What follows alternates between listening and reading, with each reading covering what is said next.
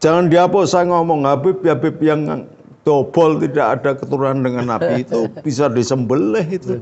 Assalamualaikum warahmatullahi wabarakatuh. Alhamdulillah, puji syukur kehadirat Allah Subhanahu wa taala atas rahmat, taufik dan hidayahnya kepada kita semua sehingga kita berada dalam keadaan sehat walafiat seperti yang dicita-citakan oleh para pemimpin Padar, wa antas salam wa minkas salam, negara yang damai, tentram, itulah yang dicita-citakan. Tetapi disadari atau tidak bahwa belakangan ini isu Bu Alawi versus Kiai Imanuddin itu semakin melebar, bahkan perlawanan Bu Alawi itu semakin brutal. Tidak saja keluar dari hal-hal yang bersifat etik atau akhlak, telah membuat banyak hal, yaitu membohongi rakyat dengan nilai-nilai agama yang tidak punya dasar atau dalil. Bahkan dalil yang mengkotek, yang tidak diterima, yang tidak ada dasarnya, mereka pakai untuk membohongi publik, terutama para muhibbinnya. Maka saya dalam minggu ini ditanyakan coba oleh ada dua grup yang juga sebagai personil, kata orang Madura kemarin itu, Lora gimana? Pak itu Panglima kok nggak turun. Ini persoalannya sudah ini, nanti malah makin besar. Ideologi yang ini oleh para Habib itu. Nah itulah yang kemarin ditanyakan itu, karena gimana bahwa Habib sekarang itu dengan perlawanan yang boleh dikatakan brutal kata orang ini, karena sudah banyak membohongin agama, memberikan manipulasi sejarah itu kan. Bahkan pendiri Nahdlatul Ulama saja sudah diinin, bukan hanya makam, tapi pendiri Nahdlatul Ulama itu katanya bukan Hasyim Asy'ari tetapi dipasrahkan oleh Yaman. Itu mungkin ini untuk ini minta tanggapan. Iya. Jadi saya ini udah tua, sudah tidak jadi panglima pasukan berani mati lagi. Dan 76 tahun. Jadi udah harusnya berpikir tentang kematian, tidak membuat orang sakit hati atau menyakiti orang lain karena sebentar lagi mati. Tetapi saya tetap pada ucapan yang pernah saya lontarkan. Jadi kalau mau mencari Habib yang baik, ada Quraisyab, ada Habib Lutfi. Kalau menjadi kiai baik, mencari kiai yang baik, ada Gus Mustafa Bisri, dan ada Kiai Abdul Syukur yang sudah baru saja meninggal, atau Buya Mutadi. Itu kiai yang baik. Maka untuk mencari Habib yang baik atau kiai yang baik, ya mereka itulah. Nah kalau kita melihatnya Habib yang lain, kiai yang lain, wah itu masih belum terjamin kualitasnya. Kalau toh pintar, barangkali adabiahnya sebagai ulama, warasatul anbiya masih kurang.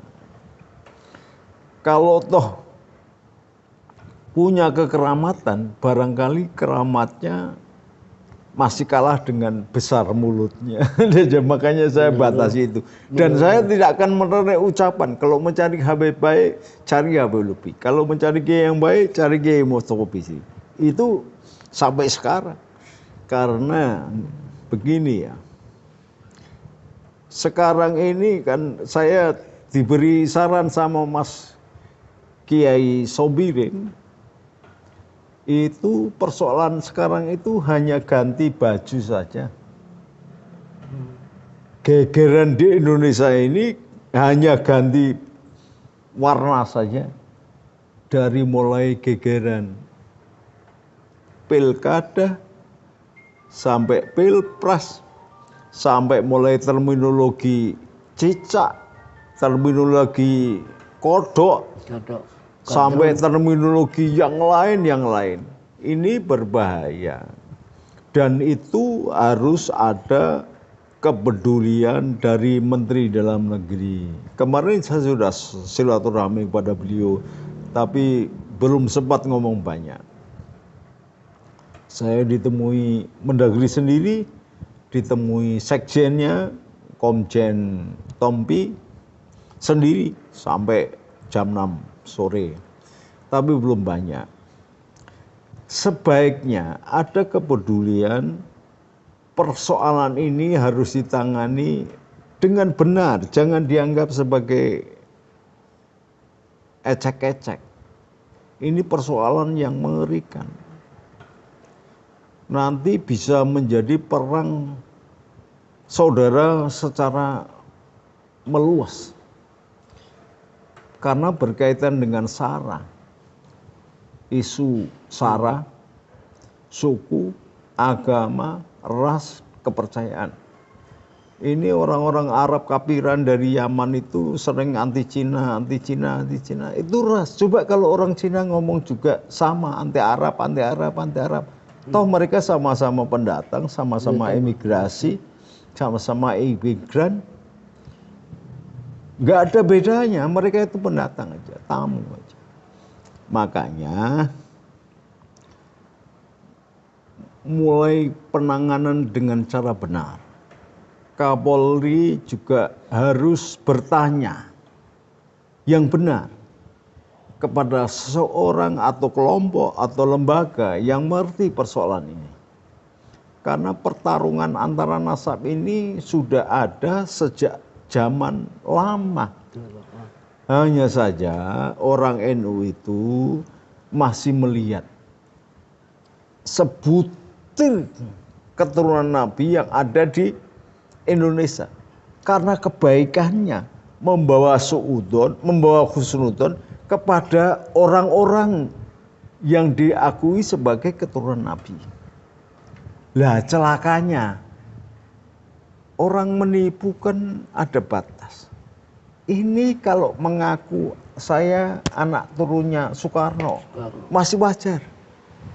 Karena orang Indonesia, rakyat Indonesia, Wong Jawa, dan presidennya juga Soekarno.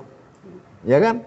Bapak revolusi dan menggerakkan semua rakyat dan rakyat merasa bersama dia. Itu masih ada wajar meskipun tidak ada keturunan sebenarnya. Benar.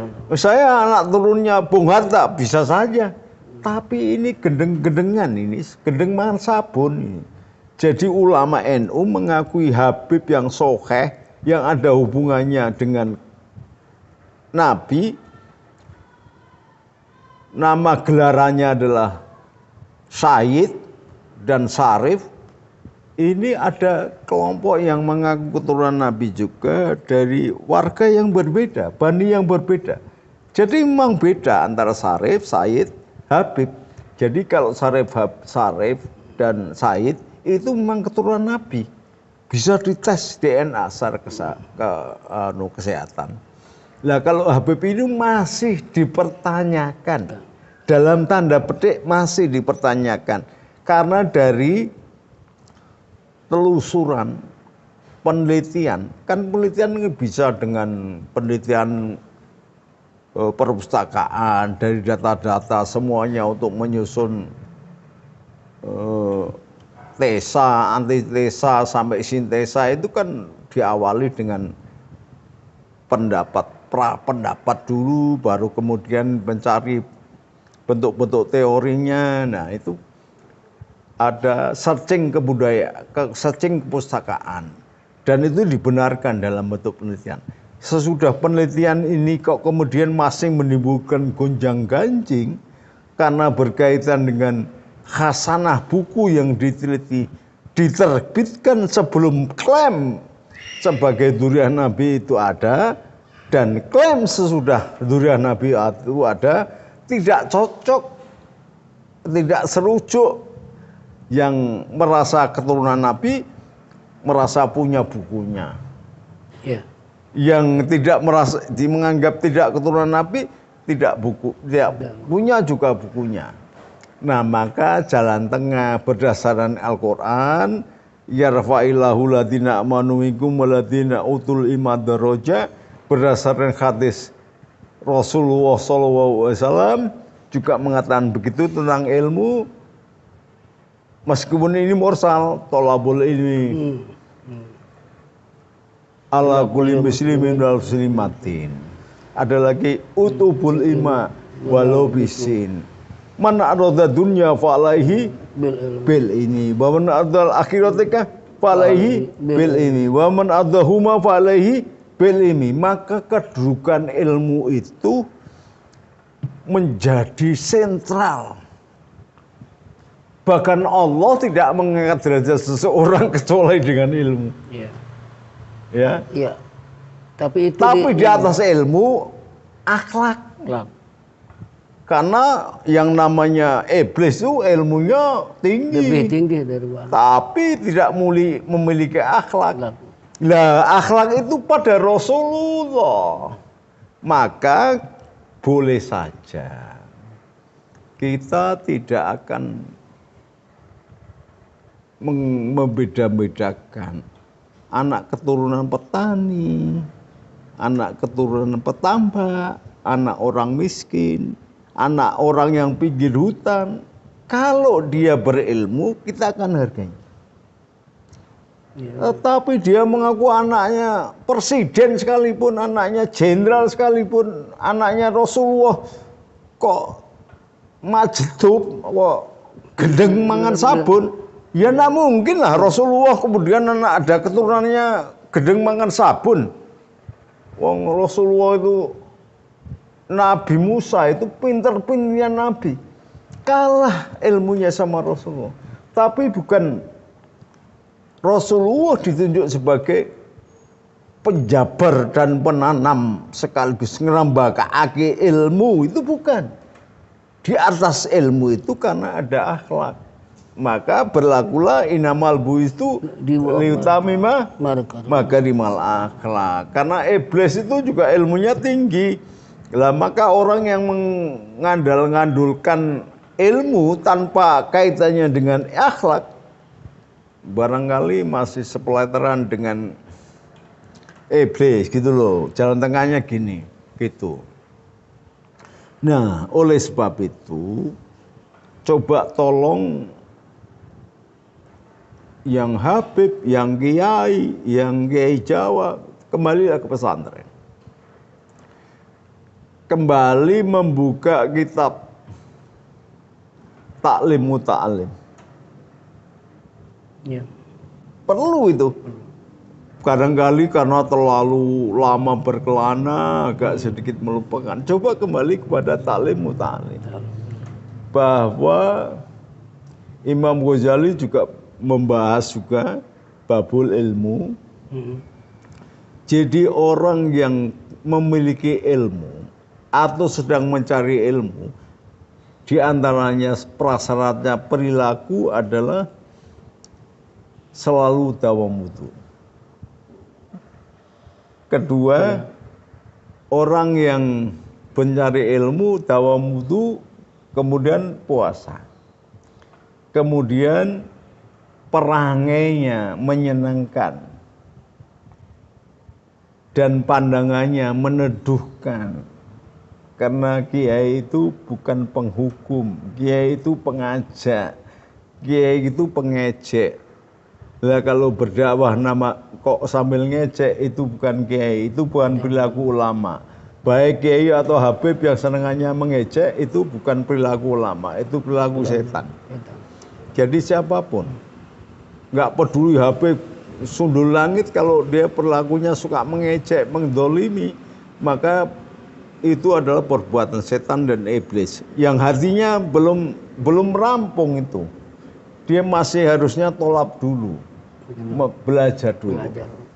Nah, prasyarat untuk menempa ilmu itu al ilmun nurun.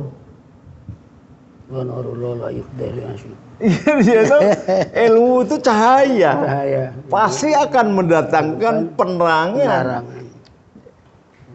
Mendatangkan hati ini jadi gembira. Anta samsun, anta badrun, anta nurun fakonuri, anta iksiru fakori, anta misbahus sudur. Jadi ilmu itu sekurang-kurangnya, karena al ilmu nurun, ilmu adalah nur, maka sekurang-kurangnya akan menerangi hati pemilik ilmu. Kalau hatinya terang, melihat Allah itu jelas.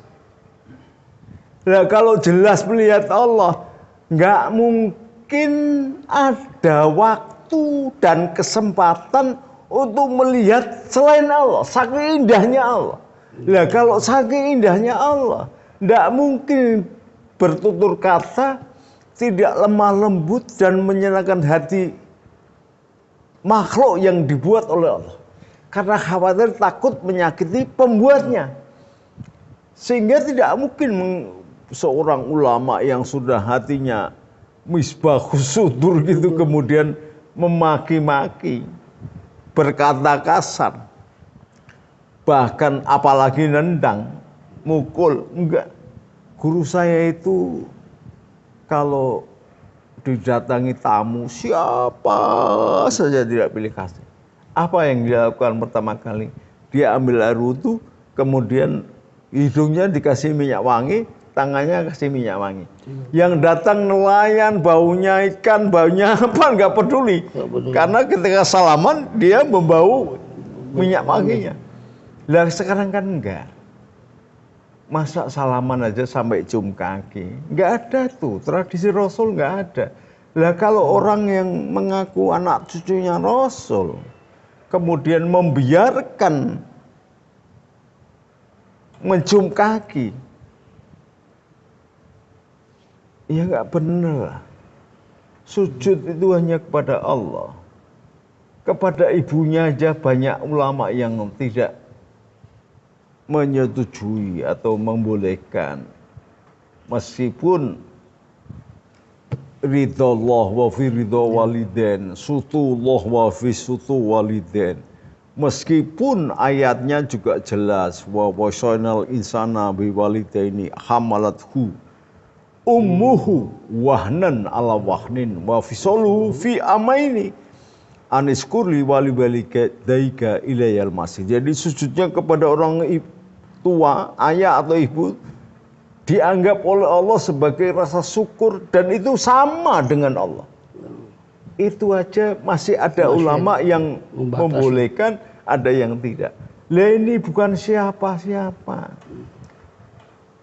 Terkenal sebagai orang yang berilmu juga tidak. Ngajinya di mana?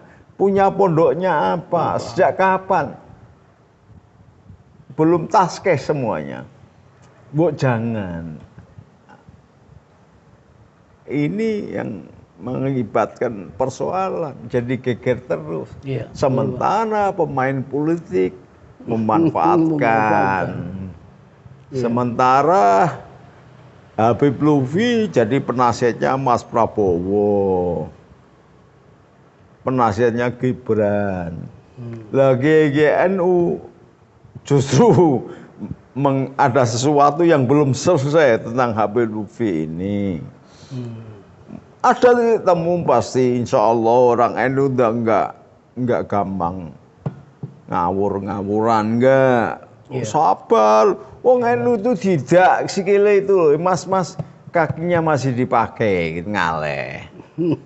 Digetok gitu, udah anu digetok masih ngalah. Mbok jangan gitu toh, Gusti Allah yang gawe saya aja, bapak saya, ibu saya yang ngasih makan saya aja nggak pernah getok gitu, ngalah, ngalih.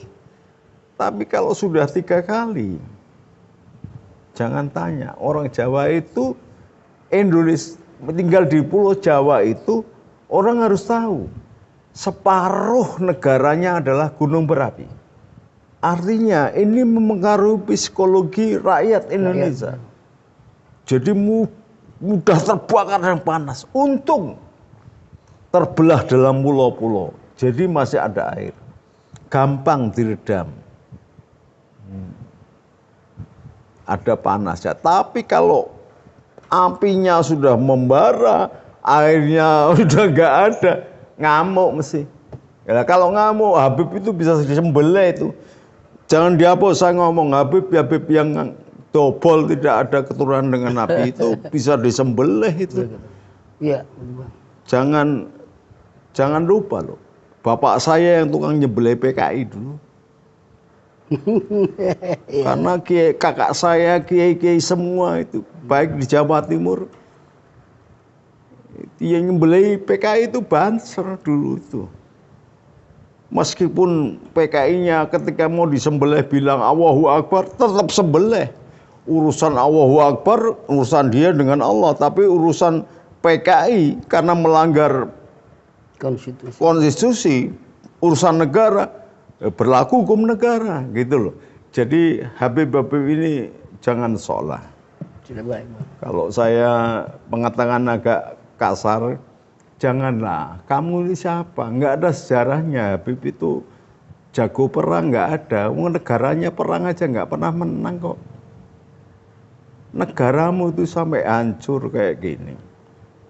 Negara Arab yang hebat diperjuangkan oleh kemenangan perang salib oleh Salahuddin Ayyubi yang menerkenalkan selawat Badar, yang menerkenalkan selawat Berjanji, yang menerkenalkan selawat Burdah. Sayyidina pengarang, pemenang, pahlawan Salahuddin Ayyubi aja tidak kamu hormati.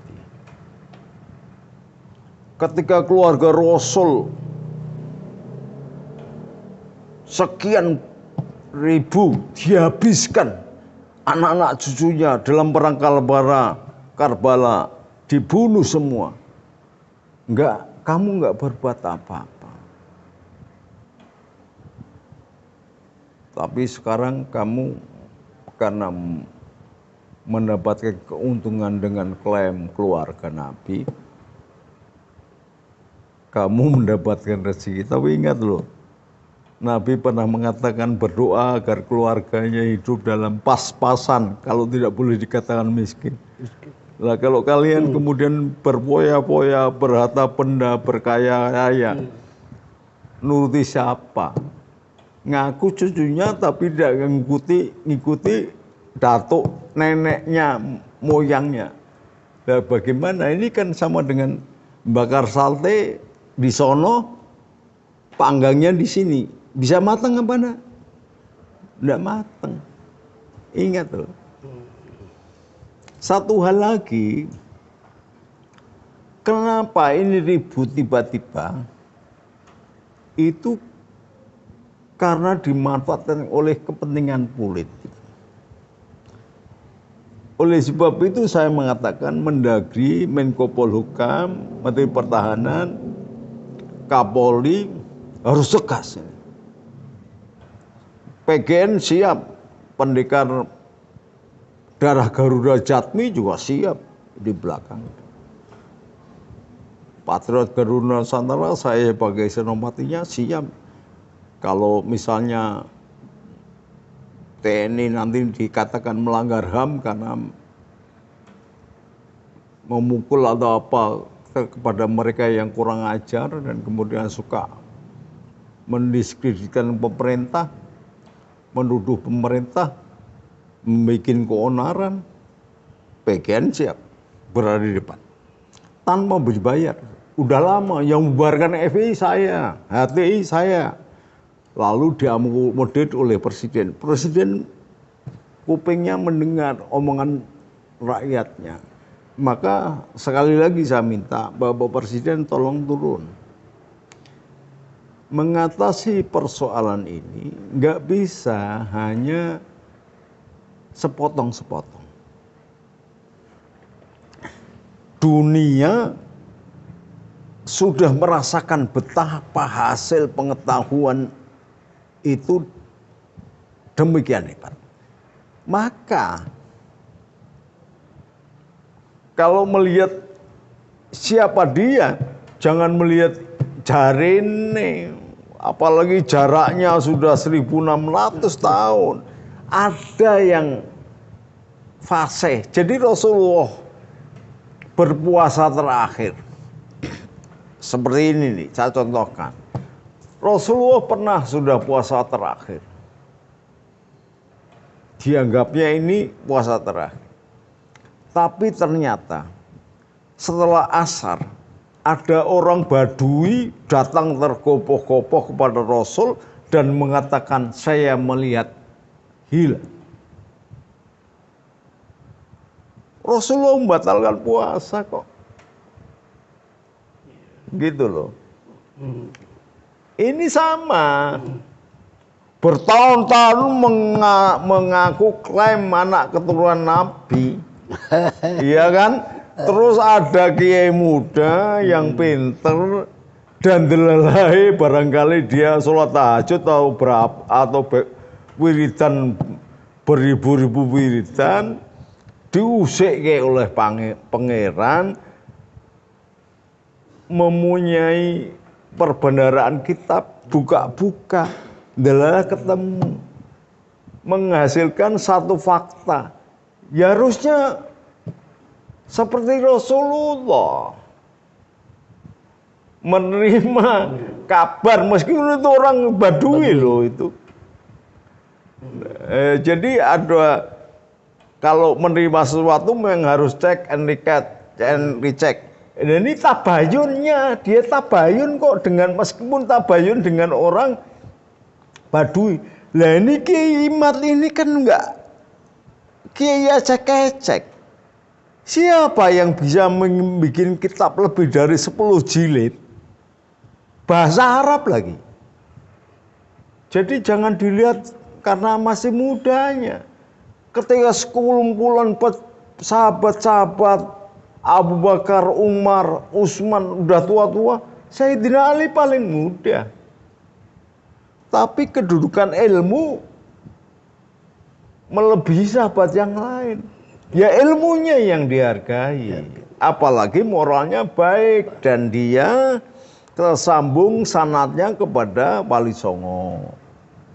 Enggak usah keturunan Nabi lah, tersambung ke Wali Songo. Lah Wali Songo itu kan pelopor dakwatul Islam dunia yang paling berhasil.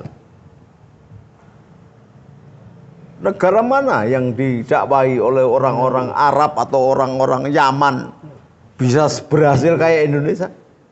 Tidak ada. Jangan kemudian bapak moyangnya, nenek moyangnya datang abad ke-18, abad ke-14 saja kita sudah punya raja Islam, kerajaan Islam. Terus dia mengaku bahwa dakwatul Islam, kalau tidak ada nenek moyangnya, kalian masih nyembah pohon. Wah, ini keterlaluan begini.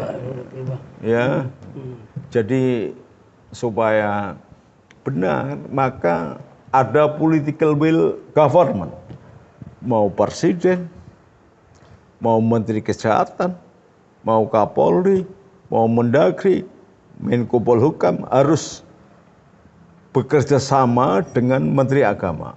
Jadi sampai memunculkan surat keputusan bersama 6 menteri lah, sekali-sekali bikin rekor gitu.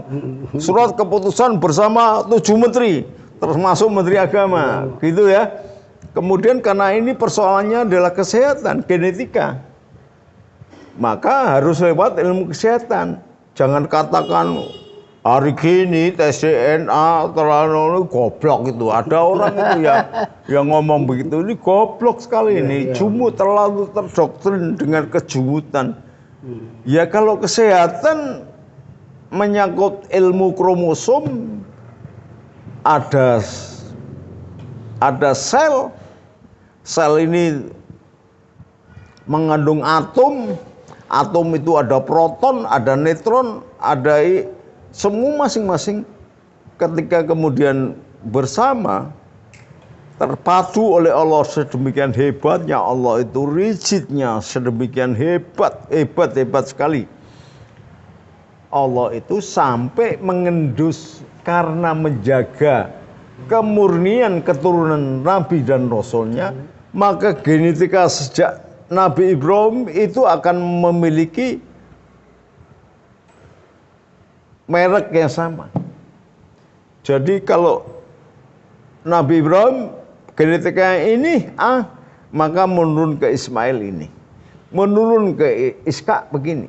Menurun ke Yahudi begini. Menurun ke ini begini. Lah kalau orang Arab ini yang di Indonesia mengaku sebagai keturunan Nabi, genetikanya aja nurun bangsa Arabnya saja tidak. Lah kok keturunan Nabi? Ini Nabi apa? Nabi Tong Sot apa bagaimana? Ya ini. Jadi ada, saya pernah ngaji di Kiai saya di Madura. Cum, al khaya'u minal iman. Mbok malu. Ben kamu, cek kamu dikasih Allah itu iman rakyat yang sedikit. Nek kamu tidak punya malu, ngeklaim sebagai keturunan Nabi, pantes enggak kelakuanmu iku, ilmumu iku, omonganmu iku, keturunanmu sing di saka ngendi darahmu. Coba dilihat gitokmu lewat kaca yang di belakang gitu, biar tahu. Jadi apa enggak takut kamu mengaku-ngaku nasab Nabi tapi bukan. Nabi loh. Nek ngaku anaknya Jokowi gitu masih bisa. Barangkali apa-apa. Anak Pak Harto bisa. Jadi cek menungso. Ini sudah menungso yang disempurnakan oleh Allah. Yang paling paripurna itu Rasulullah Muhammad SAW. Masalahnya Habib itu panggilan Allah kepada Nabi. Artinya kasih Allah sebagai padanan dari Khalilullah gitu loh. Panggilan kepada Ibrahim Khalilullah. Lah Nabi Ishak aja tidak bergelar Khalilullah kok. Nabi Ismail tidak dipanggil Khalilullah. Masa ini Nabi Muhammad bergelar Khalilullah, bergelar Habibullah. Sayyidatina Fatimah tidak bergelar ke Habibullah. Anak cucunya tidak bergelar Habibullah, Sayyidina Hasan Husain. Iya kan? Lah kok ini orang-orang tiba-tiba bergelar Habib. Habib itu artinya kasih, sayang. Jadi kalau saya memanggil Kiai Nawawi, ya Bibi, itu artinya saya sayang sama kamu sebagai saudara, sebagai bapak, sebagai anak, sebagai santri. Lah kalau salah ucap kemudian ya Habibi, memangnya kita homoseks apa? Laki-laki mengundang laki-laki sayang. Lah ini perlu diketahui nih orang-orang. Habibi, panggilan Habibi itu ditujukan bapaknya orang Arab sana kepada anak, kepada istri. Seorang ibu kepada anak, kepada suami, kepada saudara, ya Habibi. Bukan sembarangan ya Habib, ya Habib. Kalian ini apa enggak takut? Umatnya Nabi Lut aja dilaknat oleh Allah karena gara-gara perhabiban ini. Jangan sampai Indonesia kemudian jadi dilaknat oleh Allah karena melakukan kelakuan yang sama dengan umatnya Nabi Lut. Berat loh ini. Oke. Membahas Habib ini nggak akan selesai 100 sejam 2 jam nggak akan selesai, nanti akan berjalan terus karena sudah bertahun-tahun. Ini kesalahan NU waktu itu, ulamanya terlalu lembut sehingga tidak mengambil keputusan yang baku. Nah sekarang PBNU namanya gamang, sono sini nggak bisa. Ketika ada dua pendapat Anda harus tabayun keduanya dan menentukan tahkim. Yang salah yang mana, yang benar yang mana.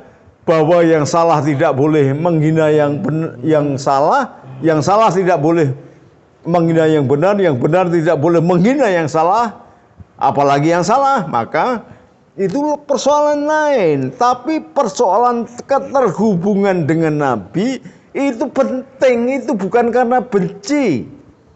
Loh kalian anaknya petani aja kalau nyantri di tempat saya nggak bayar kok, makan minum tidur nggak bayar, dikasih duit lagi. Apalagi ada hubungannya. Jadi mau tolong biasa saja. Jangan kamu makan dengan menipu. Kalau belum jelas kriteria nasabmu, kamu mengklaim sebagai keluarga Nabi, itu sekurang-kurangnya hukum harta yang kamu peroleh adalah subhat. Halal tidak, haram tidak.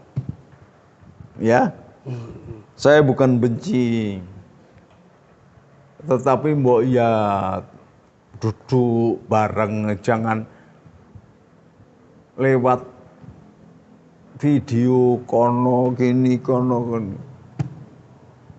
Dan semakin rusak, semakin nggak dihargai. Nanti kalau sudah marah, lain loh persoalannya. Saya ngomong begini sekaligus memberikan harapan dan himbauan kepada Kapolri. Kapolri jangan mandang ini sepele. Panglima TNI jangan pandang ini sepele. Mendagri jangan pandang ini sepele. Menko Polhukam jangan pandang ini sepele. Menhankam jangan pandang ini sepele. Ini penting. Demikian mengakar. Bapak saya mati karena berjuang. Mbah saya sebagai panglima mengusir Jenderal Malabi, Jenderal Nelson. Lalu masih dibohongi dengan mereka-mereka yang mengaku sebagai keluarga Nabi, padahal kedatangannya adalah menjadi anteknya Belanda, menjadi kodinya, menjadi pemimpin agama bikinan Belanda. Bahkan memfatwakan pertempuran kemerdekaan adalah yang katakan sebagai jihad itu adalah haram. Ini kan kebalik-balik ini. Saya patriot, saya cinta tanah air, saya bela Indonesia ini dengan nyawa saya. Bahkan sekarang sudah saya wakafkan nyawa saya. Saya pengen mati. Bukan di tempat tidur, tapi membela agama, kemurnian keturunan Nabi dan negeri ini Indonesia. Jadi jangan main-main ya. Ini belum semua loh, belum semua ngamuk loh. Kalau semua ngamuk, nggak bisa itu polisi ngatasi. Nggak bisa ngatasi itu tentara. Kalau sudah perang horizontal, semuanya angkat senjata, bambu runcing. Semua angkat senjata karena capek sudah mendengarkan omongan para Habib yang kurang ajar ini. Nanti kita bahas lagi sesi yang barangkali penghinaan kepada Nabi Muhammad. Habib-habib itu sudah menghina Nabi Muhammad dan Allah. Ada, saya punya datanya. Ini nanti kita bahas lagi. Marilah kita berdiskusi menemukan titik temu.